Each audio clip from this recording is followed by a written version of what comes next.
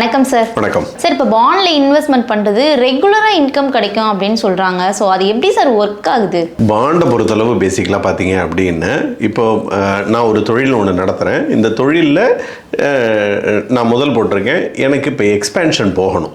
அப்போ எனக்கு வந்து ரெண்டு வழி இருக்குது. ஒன்று, நான் வந்து ஈக்விட்டி ஷேர்ஸ் வந்து நான் பப்ளிக்கு கொண்டு போயிட்டு ஒரு விதமாக கேபிட்டல் ரைஸ் பண்ணலாம். இன்னொரு விதமாக எக்ஸ்பேன்ஷனுக்கு நான் போகணும் அப்படின்னா லோன்ஸ் மூலமாக நான் எக்ஸ்பேண்ட் பண்ணலாம். ஸோ இப்போ இந்த ரெண்டு சைடும் எனக்கு முடிஞ்சிருச்சு. லோன்ஸ் வந்து பேங்க்கில் நான் என்ன பண்ணி முடிச்சிட்டேன், வாங்கி முடிச்சிட்டேன். அப்போ இதை தாண்டி எனக்கு இன்னும் கொஞ்சம் பணம் தேவை இருக்குது. என்னுடைய பிஸ்னஸ் எக்ஸ்பென்ஷனுக்கு, கேபிட்டல் எக்ஸ்பெண்டிச்சருக்கு எனக்கு சில தேவைகள் இருக்குது. ஏன்னா பேங்க்கில் வந்து நிறைய உங்களுக்கு ஆடிட்ஸ் இருக்குது, நிறைய விதமான செக்ஸ் இருக்குது. இதை தாண்டி எனக்கு இந்த பணம் வேணும் அப்படின்னு சொல்லி நினைக்கும் பொழுது பாண்டுக்கு கம்பெனி வந்து பாண்ட்ஸ் வந்து ரிலீஸ் பண்ணுவாங்க. இன்னொன்று, ஒரு ஷார்ட் டேர்மாக எனக்கு இந்த பணம் தேவை, ஒரு 6 மாதம் 1 வருஷத்துக்கு எனக்கு இந்த பணம் தேவை, இல்லை 2 வருஷத்துக்கு தான் இந்த பணம் தேவை, லாங் டேர்முக்கு 10 வருஷம் 15 வருஷத்துக்கு இந்த பிளான்ட்டோட எக்ஸ்பென்ஷன் எனக்கு வேண்டாம், ஒரு 2 வருஷம் 3 வருஷத்துக்கு இருந்தால் போதும்னு சொல்லி சில கம்பெனிஸ் நினைக்கும். அப்படிங்கும் பொழுது அவங்க வந்து பாண்டை வந்து ரிலீஸ் பண்ணுறாங்க. இதை தான் பேசிக்கலாக கடன் பத்திரங்கள் அப்படின்னு சொல்லி நம்ம சொல்கிறோம். இந்த கடன் பத்திரங்களை பொறுத்தளவு நம்ம பேசிக்கலாக ஃபஸ்ட்டு என்ன பார்க்கணும் அப்படின்னா, பேங்க்கில் இன்றைக்கி ரேட் ஆஃப் இன்ட்ரெஸ்ட்டு சாமானியனுக்கு வந்து ஒரு 8-9% இருக்குது. கம்பெனிகளுக்கு வந்து இது 9-10% ஒரு 10% இருக்கும் ஆவரேஜாக நான் சொல்கிறது. ஸோ ஒருத்தருக்கு 10% கடன் கிடைக்கிது. அவருக்கு அந்த பணத்தை பேங்க்கில் போதுமான அளவு வாங்கிட்டார்.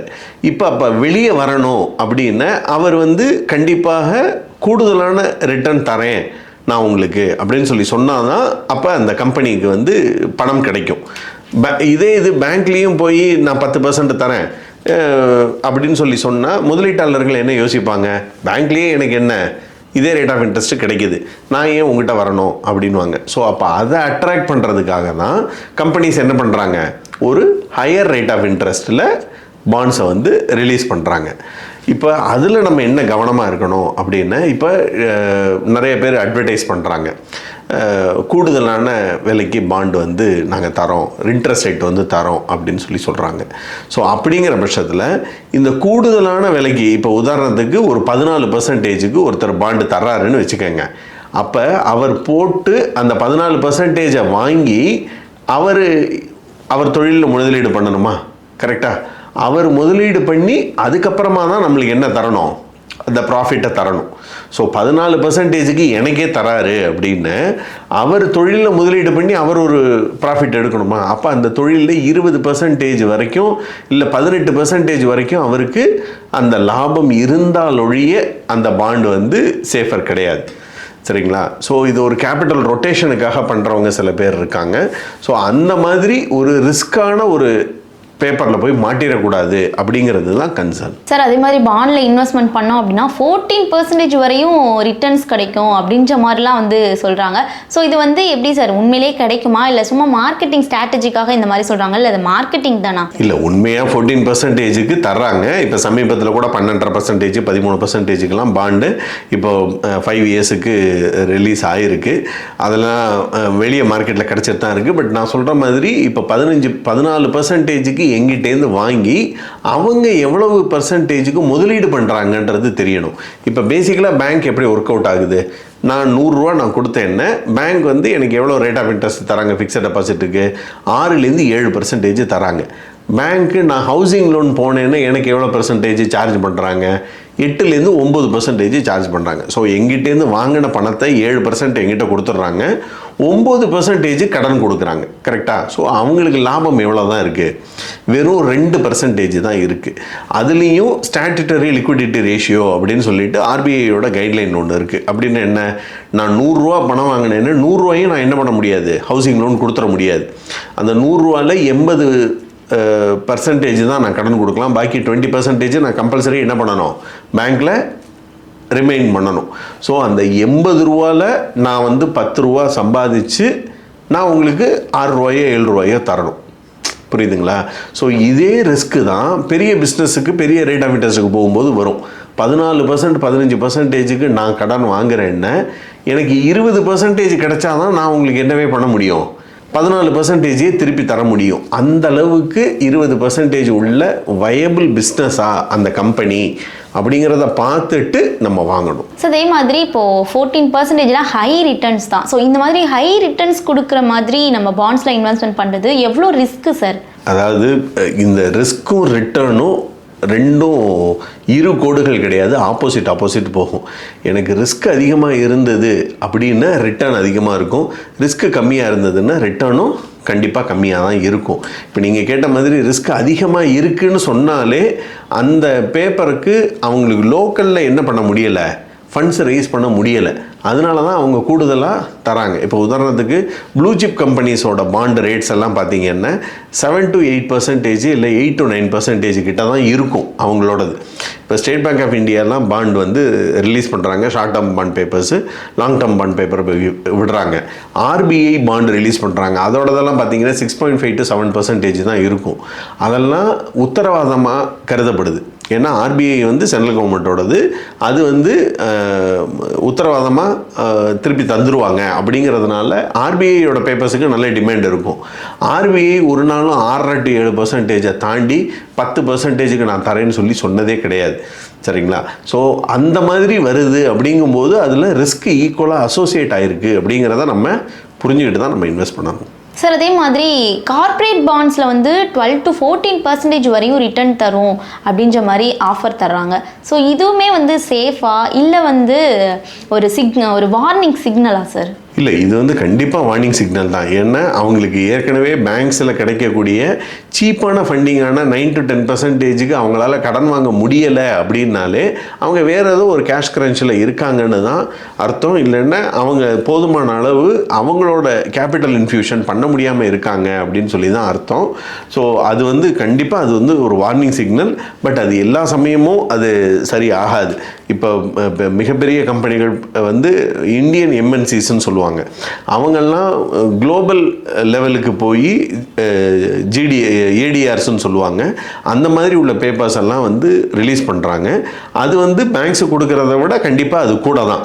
பட் ஆனால் அவங்க குளோபல் எக்ஸ்பேன்ஷனுக்காக அவங்க அந்த ஏடிஆர் பேப்பர்ஸ் வந்து ரிலீஸ் பண்ணுறாங்க. அது வந்து நம்ம கன்சிடர் பண்ணுறது வந்து அவங்க எக்ஸ்பேன்ஷனுக்காக லோக்கலை விட கொஞ்சம் அதிகமாக தான் இருக்குமே ஒழிய இவ்வளவு டேரிங் டிஃப்ரென்சஸில் அவங்க பெரிய லெவலில் போக மாட்டாங்க. சார் நார்மலாக ரெகுலர் இன்கம் வரும் அப்படின்னா எந்த மாதிரியான டைப்ஸ் ஆஃப் பாண்டில் வந்து நம்ம சூஸ் பண்ணலாம், எந்த பாண்டில் நம்ம வந்து இன்வெஸ்ட்மெண்ட் பண்ணலாம் சார்? கார்ப்பரேட் பாண்டு வந்து நம்ம சூஸ் பண்ணலாம். ஏன்னா இந்த கார்ப்பரேட் பாண்ட் ஃபண்டை வந்து நம்ம சூஸ் பண்ணலாம் பேசிக்கலாக. ஏன் அப்படின்னு கேட்டிங்கன்னா, டைரெக்டாக நான் போய் ஒரு மன்னாரன் கம்பெனி அப்படின்னு ஒரு கம்பெனியை போய் நான் வாங்கினேன்னா அந்த மன்னாரன் கம்பெனியோட கிரிசில் ரேட்டிங் அப்படின்னு ஒன்று இருக்கும், அதை பார்த்துட்டு வெறும்னே நான் வாங்க போகிறேன். சரிங்களா? பட் ஒரு கார்ப்பரேட் பாண்ட் ஃபண்டில் நான் இன்வெஸ்ட் பண்ணுறேங்கும்போது அந்த ஃபண்ட் மேனேஜர் என்ன பண்ணுவார், அவர் ஒரு ஃப்ரேம் ஒர்க் ஒன்று வச்சுருப்பார். இதை தாண்டி நான் என்ன பண்ண மாட்டேன், இந்தந்த மாதிரி இருக்கக்கூடிய கம்பெனிஸை மட்டும்தான் நான் வாங்குவேன் அப்படின்னு சொல்லிட்டு அவர் வாங்குவார். அதுலேயுமே அவர் ஒரு 1 or 2% லீவரேஜ் எடுப்பார். பட் ஆனால் அவர் எடுக்கக்கூடிய லீவரேஜ் எவ்வளோ தான், 1 or 2% தான் எடுப்பார்.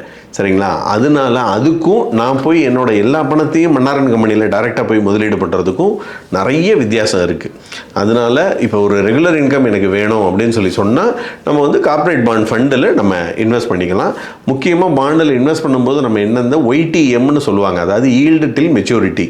இந்த பாண்டு பேப்பரை நான் கையில் வச்சுருந்தேன் அப்படின்னா இது வந்து மெச்சூரிட்டி வரைக்கும் இருந்தால் எனக்கு என்ன ரிட்டர்ன் தரும் அப்படிங்கிறது அதில் பார்க்கணும்.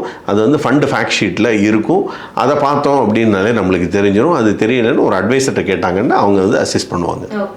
சார் இப்போ மந்த்லி இன்கம் தரக்கூடிய பாண்ட்ஸ்லாம் நம்ம வந்து கேஷ் ஃப்ளோ ஜென்ரேட் பண்ண முடியுமா சார்? மந்த்லி இன்கம் பொறுத்தளவு அவங்க வந்து ரேட் ஆஃப் இன்ட்ரெஸ்ட் வேறு ரேட் ஆஃப் இன்ட்ரெஸ்ட்டு சொல்லியிருப்பாங்க. மந்த்லி இன்கம் தர்றாங்க அப்படின்னு சொல்லி சொன்னாலே அவங்களோட ரேட் ஆஃப் இன்ட்ரெஸ்ட் கம்மியாக தான் இருக்கும். இப்போ உதாரணத்துக்கு 9% காம்பவுண்டிங்கில் தரேன், 5 இயர்ஸுக்கு தரேன் அப்படின்னு சொல்லியிருந்தாங்கன்னா மந்த்லி இன்கமுக்கு வந்து 7.5 to 8.25 அந்த ரேஞ்சில் தான் தருவாங்க. அதில் வந்து நம்ம கேஷ் ஃப்ளோ ஜென்ரேட் பண்ணிக்கலாம். சார் இப்போ டிஃபால்ட்டாக ரிஸ்க் இருக்கிற பாண்டில் வந்து நார்மலாகவே வந்து ஹை ரிட்டர்ன்ஸ் தான் கொடுக்குறாங்க. ஸோ அதை எப்படி நம்ம ஐடென்டிஃபை பண்ணுறது சார்? இல்லை, அதாவது நான் முதலே சொன்ன மாதிரி உங்களுக்கு வந்து கூடுதலான விலைக்கு ஒருத்தங்க தர்றாங்க அப்படின்னு சொல்லி சொன்னாலே வேற எங்கேயும் பணம் கிடைக்கல, நம்மள மாதிரியே தான். இப்போ எனக்கு வந்து இம்மிடியேட்டாக பணம் வேணும், நான் வந்து பேங்க்கில் போய் கேட்குறேன், தரமாட்டேங்கிறாங்க. நகை அடகு வச்சு கேட்டேன், தரமாட்டேங்கிறாங்க. அப்போ நான் அடுத்து என்ன போகிறேன்? ஒரு வட்டிக்கு விடுறவர்கிட்ட தான் நான் போகிறேன். வட்டிக்கு விடுறவர்கிட்ட போனால் 2 வட்டி 3 வட்டி தான் கண்டிப்பாக அவர் சொல்லுவார். பரவாயில்லைன்னு சொல்லி நான் என் பசிக்கு வாங்குகிறேன் இல்லையா? அதே தான் கம்பெனிஸும் பண்ணுறாங்க.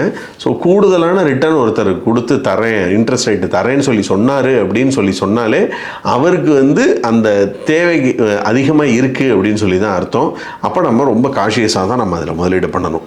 ஏன்னா இப்போ பாண்டை பொறுத்தளவு பார்த்திங்கன்னா பிக்கெஸ்ட் ரிஸ்க் என்னென்னா டிஃபால்ட் ரிஸ்க். இப்போ நம்ம இந்தியாவிலேயே பார்த்தீங்க அப்படின்னா 81 பாண்ட்ஸ், எஸ் பேங்கோட 81 பாண்ட்ஸ் வந்து டிஃபால்ட் ஆச்சு. அதே மாதிரி டிஹெச்எஃப்எல்லோட பாண்ட்ஸ் வந்து டிஃபால்ட் ஆச்சு. அதே மாதிரி ஐஎல்எஃப்எஸ் அவங்க முன்னாடி ஒரு பாண்ட் ஒன்று ரிலீஸ் பண்ணியிருந்தாங்க, அதுவும் வந்து டிஃபால்ட் ஆச்சு. இந்த மாதிரி உள்ள இது வந்து டிஃபால்ட்டே ஆயிருக்கு. 5000 கோடி 10,000 கோடி அது வந்து டிஃபால்ட்டே ஆயிருக்கு. ஸோ பேப்பரோட வேல்யூஷன் லிட்டரலாக ஜீரோவே ஆகிடும். அப்படிங்கும்பொழுது நான் 1 லட்ச ரூபா போட்டிருக்கேன்னா என்னோட வேல்யூவே என்ன ஆயிடுது? ஜீரோ ஆகிடுது. அந்த ரிஸ்க்கு நம்ம பேரபிளா அப்படிங்கிறது பார்க்கணும். சார், கிரெடிட் ரேட்டிங் பார்த்துட்டு பாண்டில் இன்வெஸ்ட்மெண்ட் பண்ணுறது ஒரு பெட்டர் ஆப்ஷனா இல்லை பண்ணலாமா? அந்த மாதிரி தான் பண்ணணுமா? எப்படி கிரெடிட் ரேட்டிங் பார்க்குறது? நல்ல கேள்வி இது. கிரெடிட் ரேட்டிங் அப்படிங்கிறது வந்து ஒரு ஏஜென்சிஸ் எல்லாம் இருக்காங்க. இக்ரா, கிரிசில், கேர் இதெல்லாம் வந்து ரேட்டிங் ஏஜென்சிஸ்.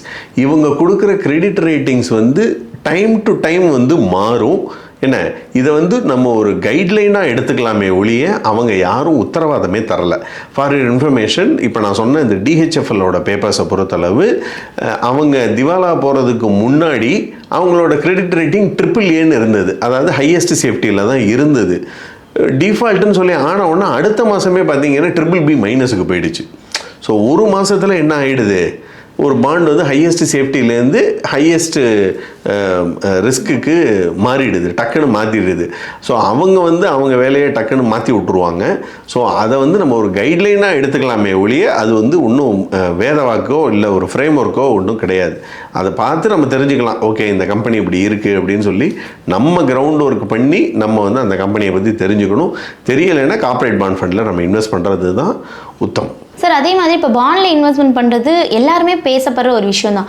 எஃப்டியை விட பாண்டு பெட்டராக ஒரு ஆப்ஷனாக இருக்க முடியுமா சார்? கண்டிப்பாக. ஏன்னா எஃப்டியில் வந்து நம்ம எனக்கு 7 to 8% கிடைச்சிட்டு இருக்கு. எனக்கு அதை விட கூட கிடைக்குன்றதுக்காக தான் நம்ம பாண்டில் நம்ம இன்வெஸ்ட் பண்ணுறோம். பட் நான் மறுபடியும் நான் சொன்ன மாதிரி நம்மளோட ரிஸ்க் அப்பிடைட்டு தான் இந்த பாண்டுக்கு நம்ம போகிறதுக்கே முடிவே பண்ணுது. சரிங்களா?